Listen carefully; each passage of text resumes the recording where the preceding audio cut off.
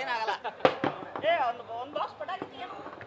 ಇದು ತುಂಬಾ ಸಿಂಪಲ್ ಆಗಿದೆ ಸರ್. ಕೃಷಿಕರಿಗೆ ತುಂಬಾ ಲೈಕ್ ಆಗಿರೋ ವಸ್ತು. ನಾನು 2 ವರ್ಷ ಹಿಂದೆ ನಮ್ಮ ಮನೆಯಲ್ಲೇ ಬಂಗನ ಕಾಟ ಸಿಕ್ಕಾಪಟ್ಟೆ ಜಾಸ್ತಿ ಇತ್ತು. ನಮಗೂ ತೆಂಗಿನ ಮರ ಇದೆ. ನಾವು ಹಬ್ಬಕ್ಕೆ ಕಾಯಿ ತರೋ ಪರಿಸ್ಥಿತಿ ಬಂದವ್ತು. ಅವಾಗ ಮಾಡಿರೋದು 2 ಮಾಡಿ ನಮ್ಮ ಮನೆ ಕೋತಿ ಬಾರ್ದಂಗೆ ಮಾಡಿದೆ. ಆಮೇಲೆ ಯಾರಿಗೆ ಯಾಕೆ ನಾಕ್ಷತೆ ಕೊಡಬಾರ್ದು ಅಂತ ಹೇಳಿದ್ರು. ಹಂಗೆ ಮಾಡಿ ಕೊಡ್ಲಿಕ್ಕೆ ಸ್ಟಾರ್ಟ್ ಮಾಡಿದ್ದು. ಕೊಟ್ಟರೆ ತಗೊಂಡವ್ರೆಲ್ಲರೂ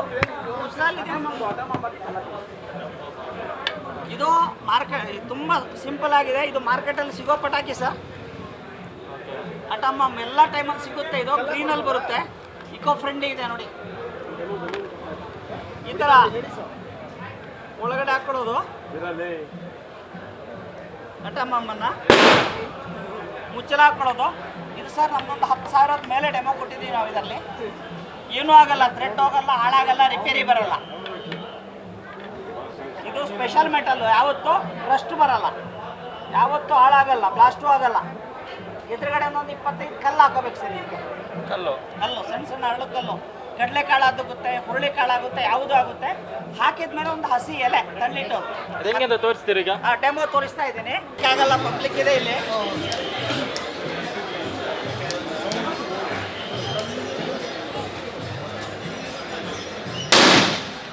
ನೋಡಿ ಸರ್, 3 kg ಇದೆ ಸರ್.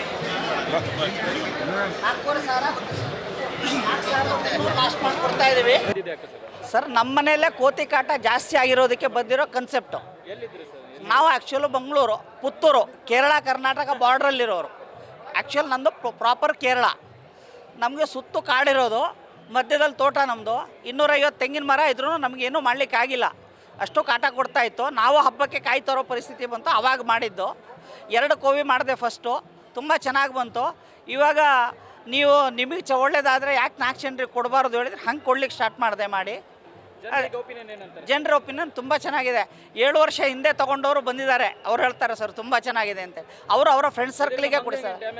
ಏನೂ ಆಗಲ್ಲ. ಯಾವುದೇ ಪ್ರಾಣಿಯನ್ನು ಸಾಯಿಸೋದಕ್ಕಾಗಲ್ಲ. ಇದರಲ್ಲಿ ಭಯ ಬೀಳಿಸಿ ಓಡಿಸೋದು.